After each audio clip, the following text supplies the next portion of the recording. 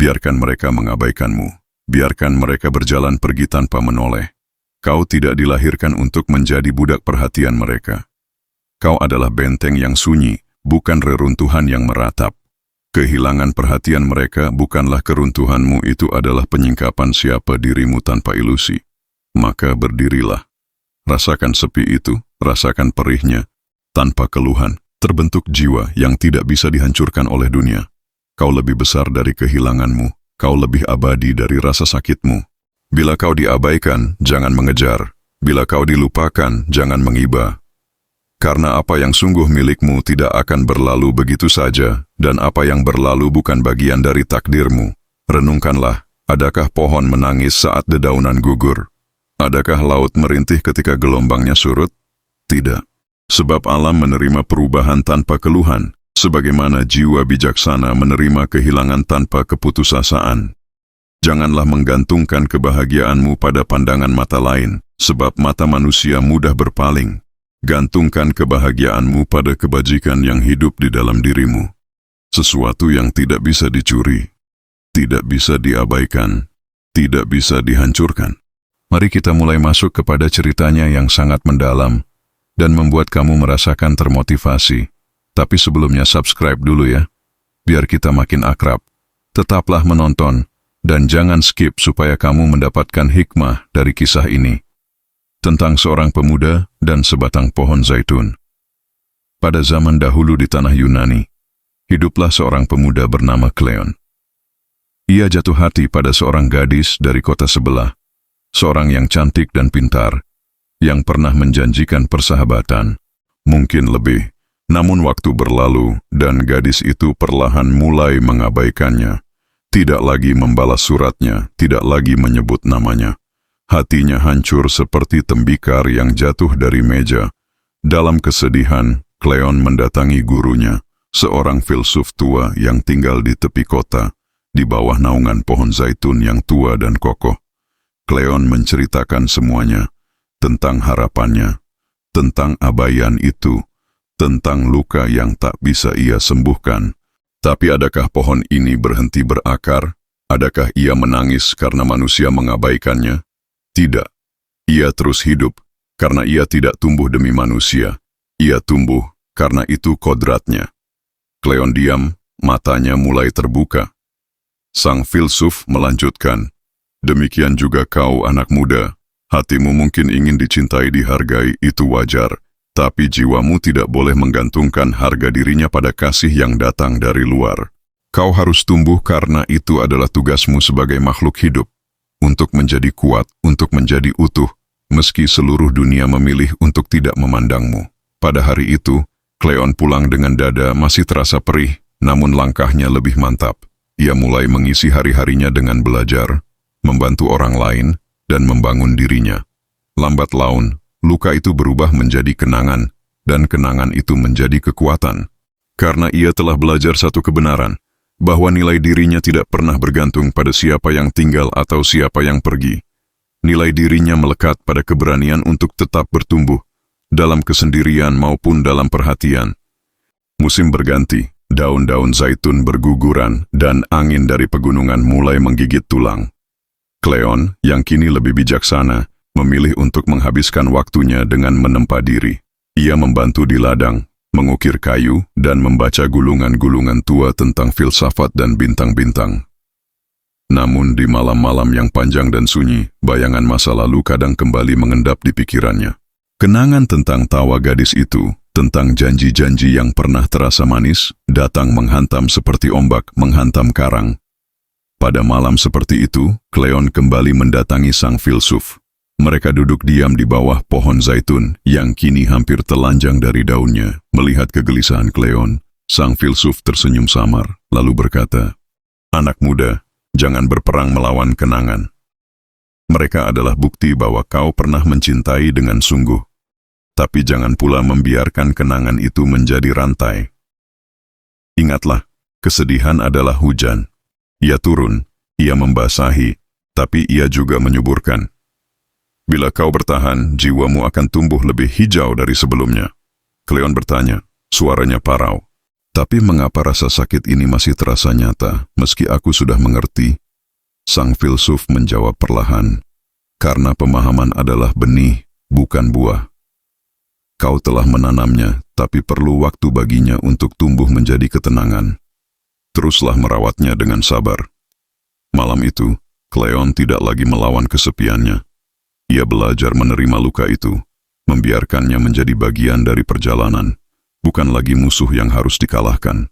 Tahun-tahun berlalu, Cleon tumbuh menjadi pria yang bijaksana, dihormati di kotanya. Ia menjadi tempat banyak orang mencari nasihat. Banyak pula yang mencintainya, tapi kini, ia tidak lagi membutuhkan cinta itu untuk merasa utuh. Ia memberikannya tanpa syarat, tanpa takut kehilangan, dan suatu malam, duduk di bawah pohon zaitun yang kini besar dan kokoh, Cleon berbisik kepada dirinya sendiri. Aku bukan apa yang mereka pikirkan tentangku. Aku adalah apa yang aku pilih untuk menjadi, meski dunia membisu di hadapanku.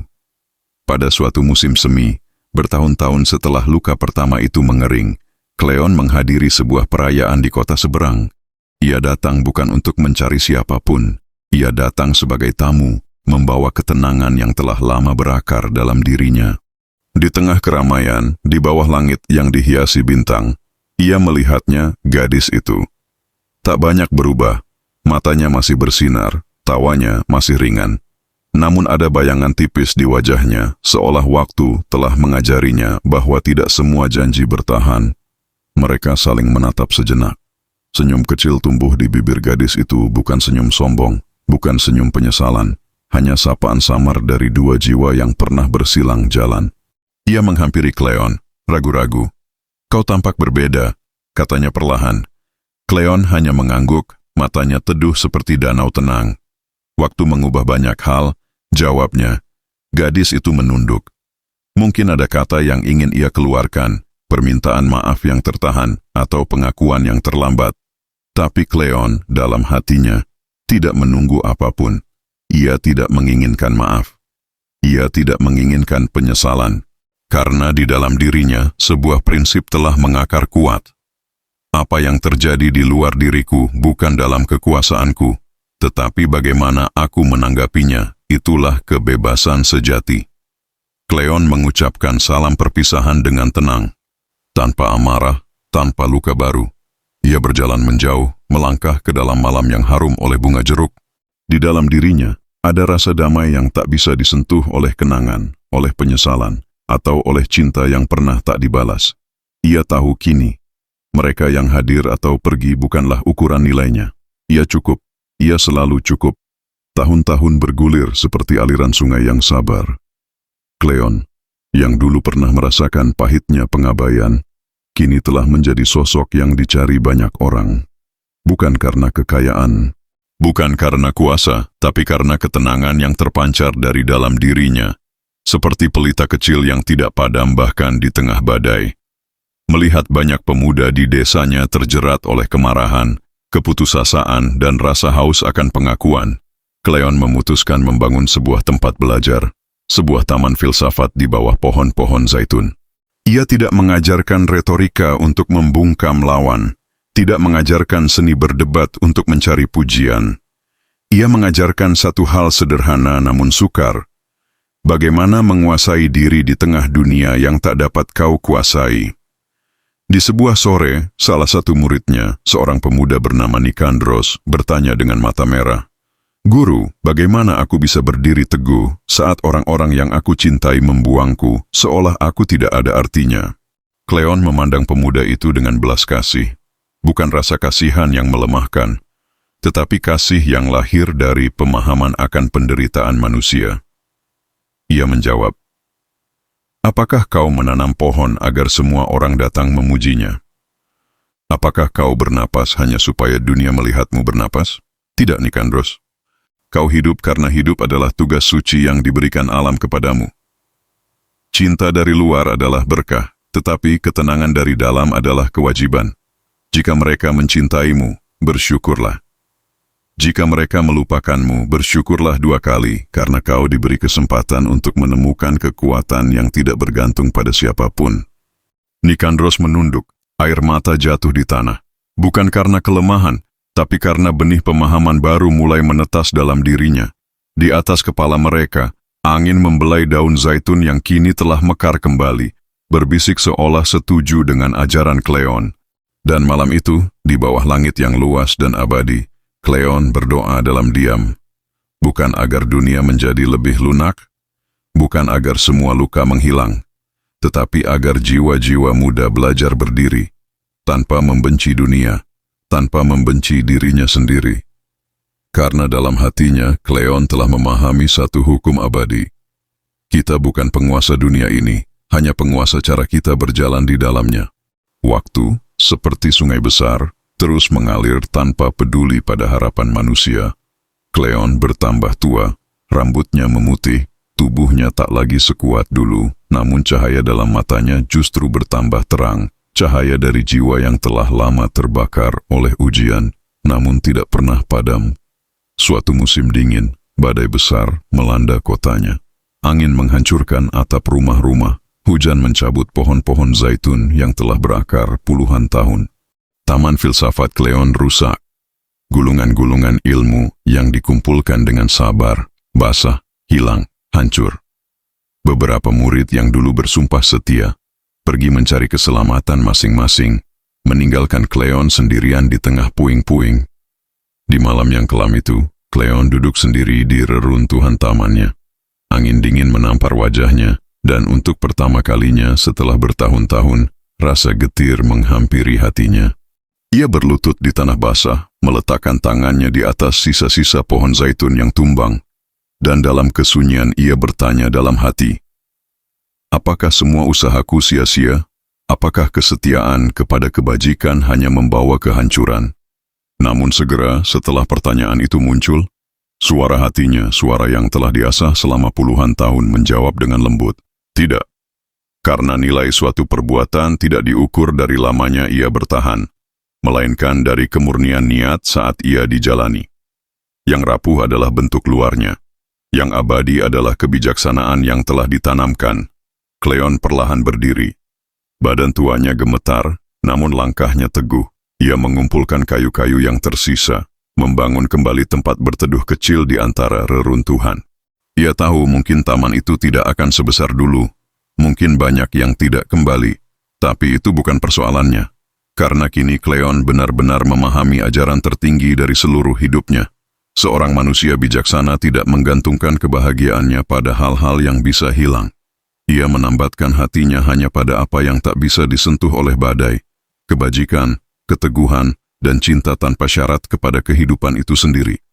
Beberapa murid akhirnya kembali. Mereka terkejut melihat gurunya yang telah kehilangan segalanya, namun tetap berdiri, dengan senyum kecil di bibirnya.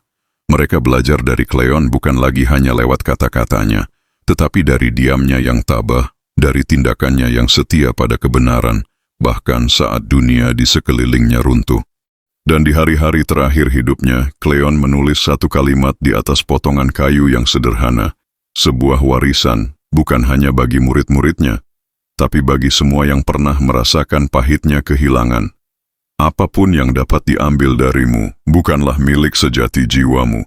Peganglah yang abadi, dan lepaskanlah sisanya dengan tangan yang ringan dan hati yang berani. Ketika Cleon akhirnya berpulang, di bawah langit berbintang yang diam, dalam tidur yang tenang, ia tidak meninggalkan istana, tidak meninggalkan kekayaan, tapi ia meninggalkan sesuatu yang lebih berharga. Sebuah jalan hidup. Setelah Cleon berpulang, dunia berjalan seperti biasa.